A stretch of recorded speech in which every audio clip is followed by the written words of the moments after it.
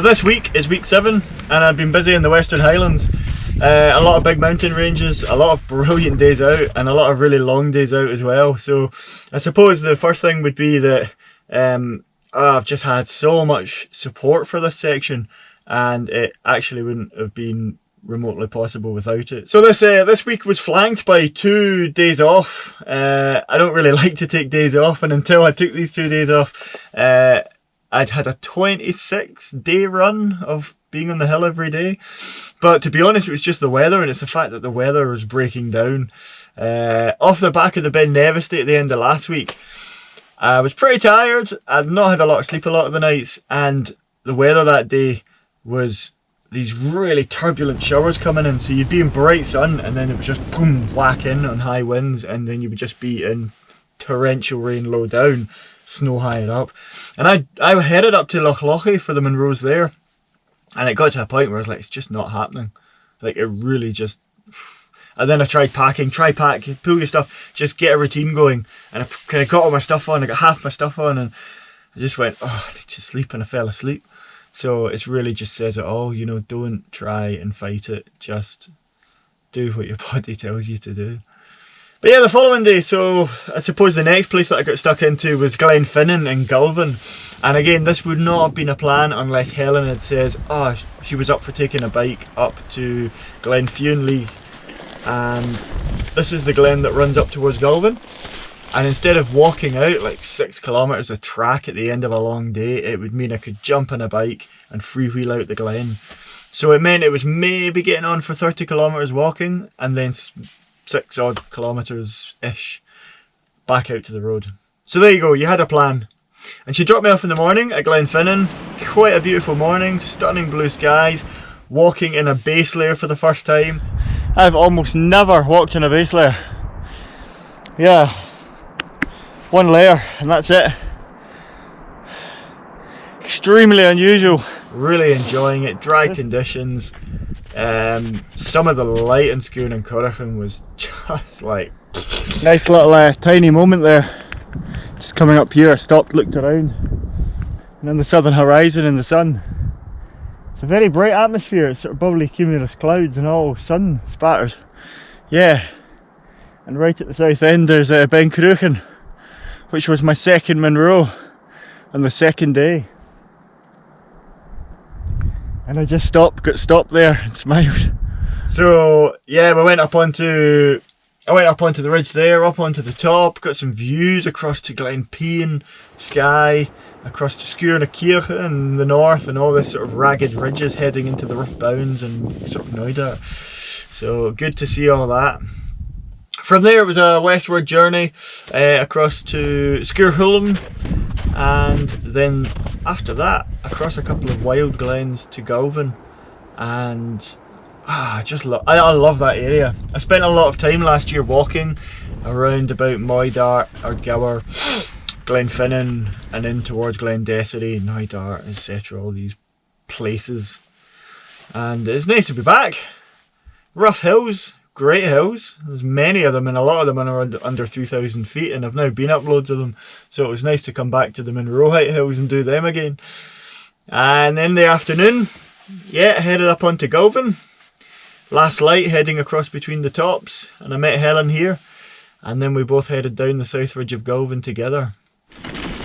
Just coming out to Loch Hale on the bike. Just rode over the last hill. It's downhill to the car. Just like, you've done it. The following day, again, I kept the foot on the gas. I got stuck into the Munros. Munros number 1. Drizzly and cold. I don't think I'm going to stop much today. Not a bad thing. I just don't want to get too cold. Whereas Helen dropped us at the west end of the range and I headed up onto Mullach and Corrin. This is the first Munro. And the Munros are unique because it's a place that you can pick up 10 Munros for a day's worth of ridge walking. Devil's Ridge. Munros.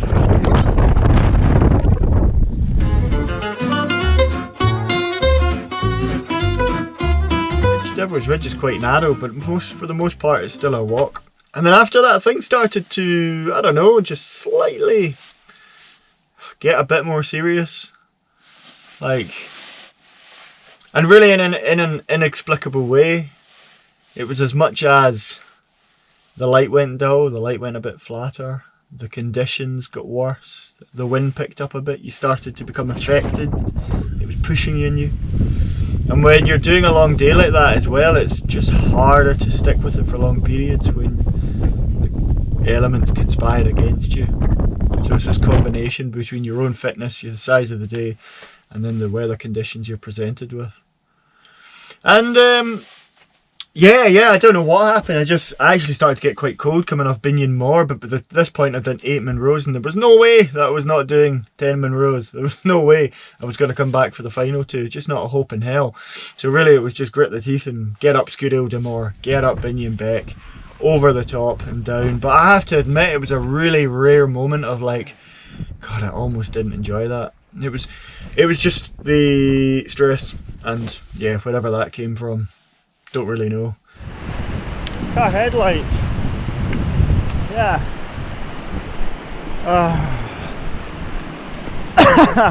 They're probably ours. That night I had a couple of meals. Yeah, a lot of drinks and I was really tired. And Steve and Dad came up. And yeah, I must have been pretty tired. Amazingly, the following morning, I managed to drag myself out of bed on an amazing forecast. Because we had this forecast built up for 2 days of sun before the conditions deteriorated, and I headed into the Ben Alder Hills.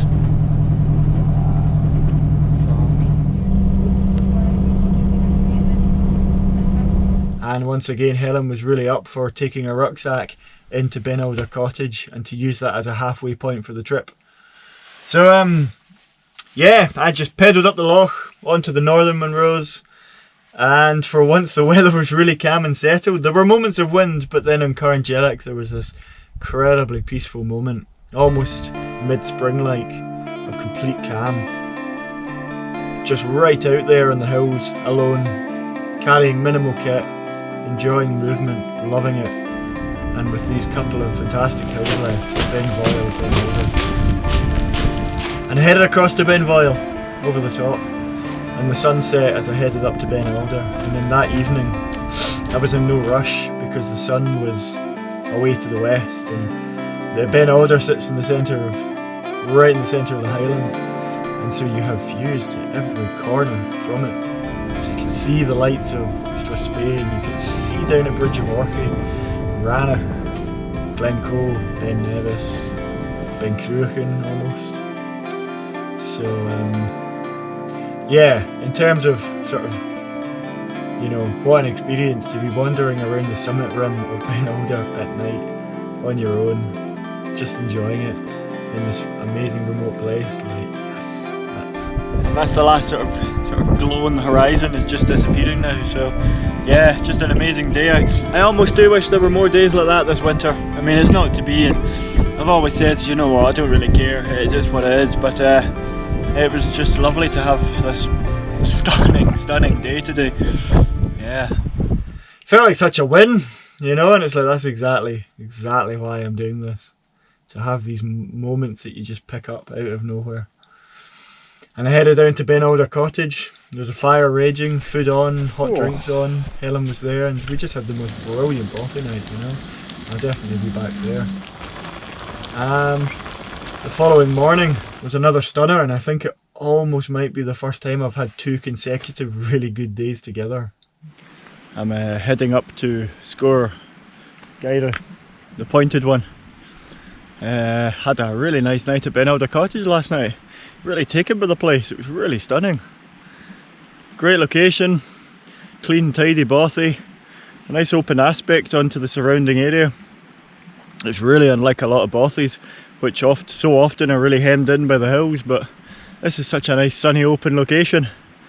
Really enjoyed it.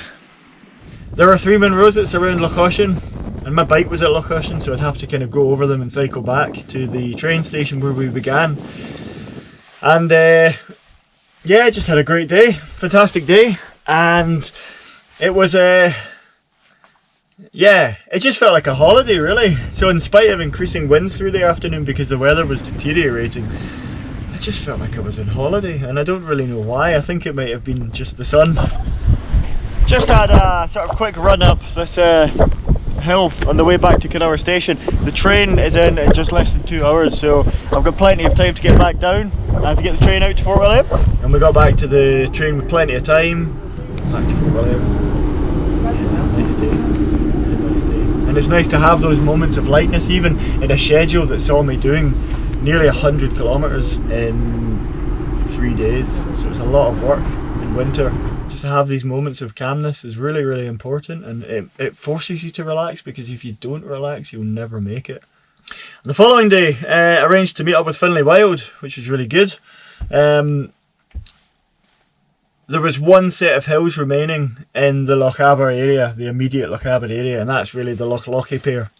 Now the weather was due to turn gale force in the afternoon, well, around about midday, and so it made sense to get up early, kind of another 5 o'clock start, and get out onto the hills in the morning. So I've had a total change of plan. I've moved completely, and I'm now up by, I'm actually staying at Munro Round for night with my cousin, Abby, and Barry. Yeah, I'm really going to go sort of tackle the Northern Highlands. So this storm came in, which will be now blizzarding for 3 days, without pause.